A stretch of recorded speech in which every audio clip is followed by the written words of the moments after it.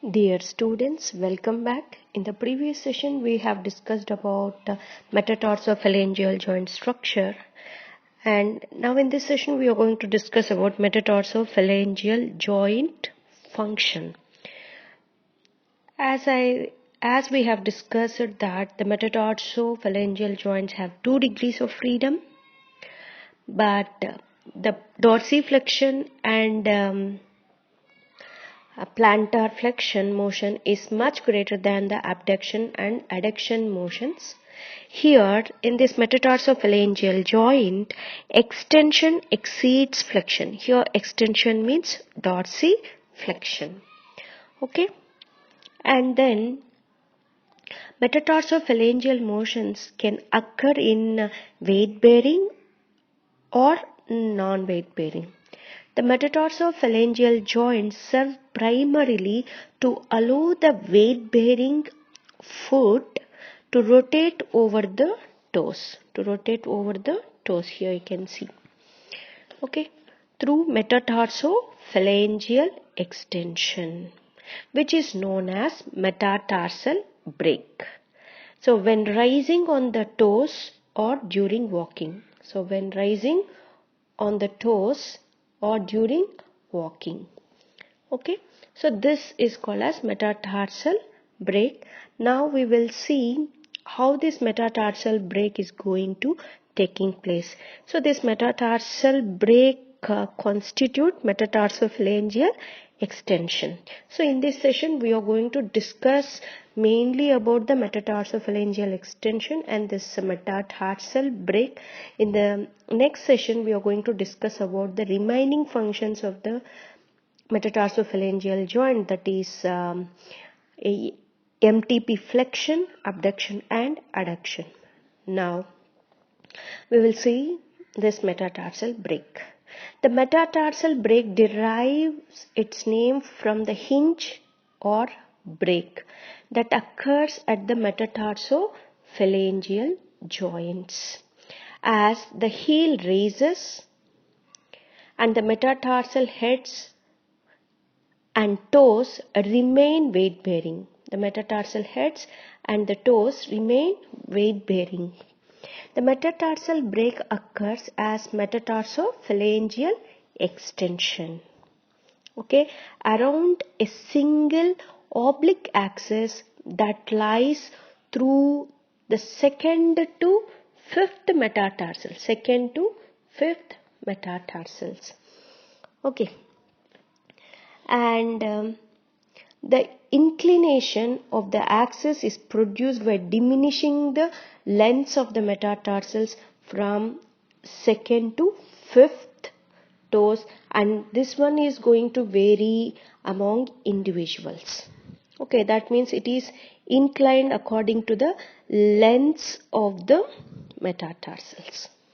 Okay, now we will see where exactly this axis pass through.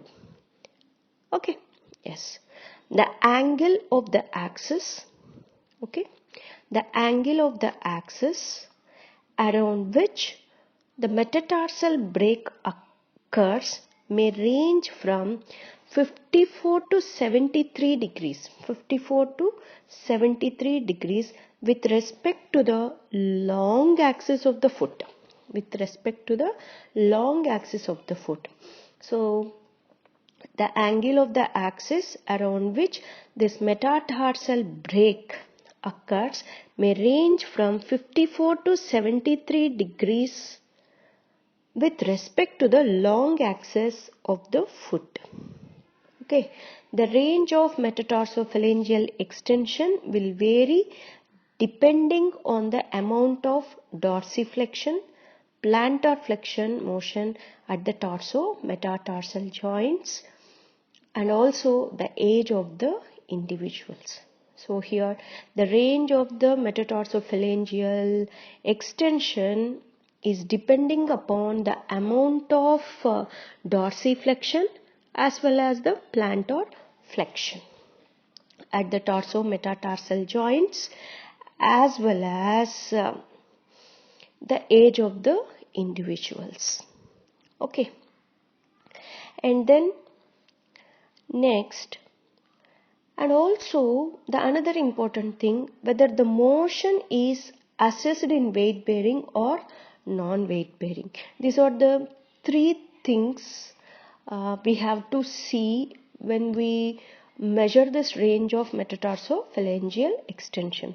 And one study reported that the first metatarsophalangeal joint extension averaged 81 degrees in an younger population, that is at the age of 21 years, compared to in an older person is having 56 degrees only, with a mean age of 80 years. Okay, and gait studies have reported averages ranging between 36 to 65 degrees of the metatarsophalangeal extension. So this extension, so here metatarsophalangeal joint extension is going to vary in between 36 degrees and 65 degrees of metatarsophalangeal extension during walking. And also limited extension range of motion at the first metatarsophalangeal joint will interfere the metatarsal break. If the range of this first metatarsophalangeal joint extension is limited, this will affect this metatarsal break, and that condition is known as hallux rigidus. Hallux means great toe, so that is the first metatarsophalangeal joint here. So such condition is called as hallux rigidus. Okay. So now we will see what actually happening in the metatarsal break. What are the intra-articular articulations in the proximal joints as well as in the distal joints during metatarsal break. So for the heel to raise, during weight bearing, there must be an active contraction of the ankle plantar flexion. Active contraction of the ankle plantar flexor musculature is necessary. So most of the plantar flexion muscles also contribute to supination of the subtalar and transverse tarsal joints. Okay, the plantar flexion musculature normally cannot lift the heel completely unless the joints of the hind foot, that means the joints of the hind foot, that is talonavicular joint, and the midfoot, that is talonavicular and calcaneocuboidal joints. So all these joints are going to lock. Then only the plantar flexion will help in lifting of the heel. Okay. So the plantar flexion musculature normally cannot lift the heel completely unless the joints of hind foot and midfoot are supinated and locked. When all these joints are going to be locked? When it is in extreme supination, then only these joints are completely locked. Okay, so that the foot can become a rigid lever from the calcaneum through the metatarsal. Okay, so all these joints are going to be locked now, and the foot can become a rigid lever from the calcaneus through the metatarsal, metatarsals. Okay, here all the joints become rigid. Next, so the rigid lever, so the entire rigid lever will then rotate. Here rotate means here the brake. The rigid lever will then rotate around the metatarsophalangeal axis. Metatarsophalangeal axis. Okay, here we can find this metatarsophalangeal axis. Okay. So, as metatarsophalangeal joint extension occurs, so here the metatarsophalangeal joint extension occurs, the metatarsal heads glide in the posterior. So, the metatarsal heads, okay, glides posteriorly. So, this is the side way. If you can see, the metatarsal heads will glide posteriorly, okay, and in the plantar direction. So what are the things present on the plantar direction? We'll have the plantar plates. So the metatarsal heads glide in the posterior and plantar direction on the plantar plates, and the phalanges that are stabilized, then the phalanges are stabilized by this supporting surface which is given by this plantar plates.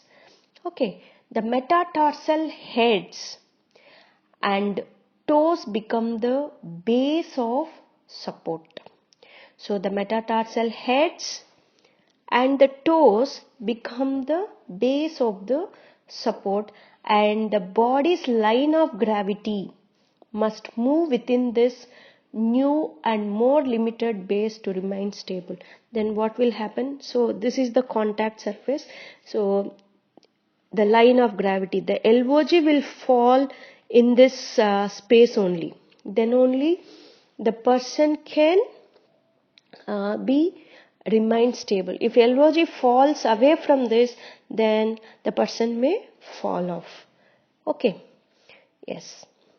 The obliquity of the axis for the metatarsal break allows weight to be distributed across the metatarsal heads. So the axis which helps in the metatarsal break allows weight to be distributed across the metatarsal heads.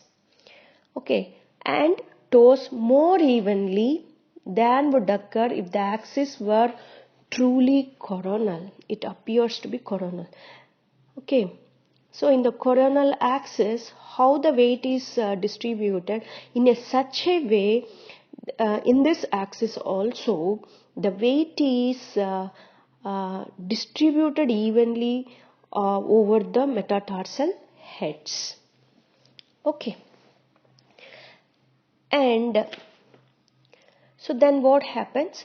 If the body weight passed forward through the foot and the metatarsal break occurs, so what happens? So the body falls forward, then what is happening here?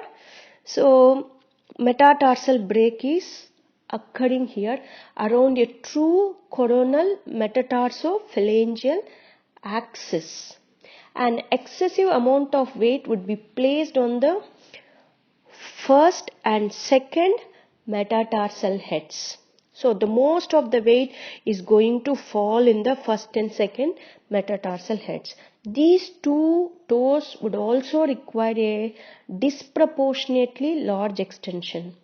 Then the obliquity of the axis of the metatarsal break shifts the weight laterally, minimizing the large load on the first two digits. So these are the things happening during metatarsal break. Okay, so this is the function of this metatarsophalangeal joint extension and the metatarsal break. This is all about metatarsal break. If you see an excessive extension at the metatarsophalangeal joints in a resting position is called as hammer toe deformity. So that we can see in the next session. Thank you.